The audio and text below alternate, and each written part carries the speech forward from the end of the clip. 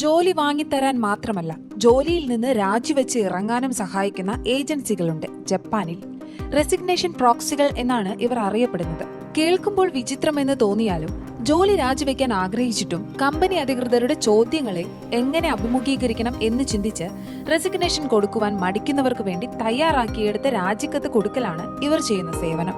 ഒരു local job data provider അടുത്തിടെ നടത്തിയ ഒരു സർവേ അനുസരിച്ച് കഴിഞ്ഞ വർഷം മാത്രം 20 വയസ്സിന് മുകളിലുള്ള 5 ജാപ്പനീസ് ജീവനക്കാരിൽ ഒരാളെങ്കിലും ജോലി രാജിവെച്ചിറങ്ങുന്നതിനു വേണ്ടി റെസിഗ്നേഷൻ പ്രോക്സികളുടെ സേവനം ഉപയോഗപ്പെടുത്തിയിട്ടുണ്ടെന്ന് പറയുന്നു. ഈ പ്രവണത തന്നെയാണ് ജപ്പാനിൽ ഇത്തരം ഏജൻസികളുടെ ദ്രുതഗതിയിലുള്ള വളർച്ചയ്ക്ക് കാരണമായതും.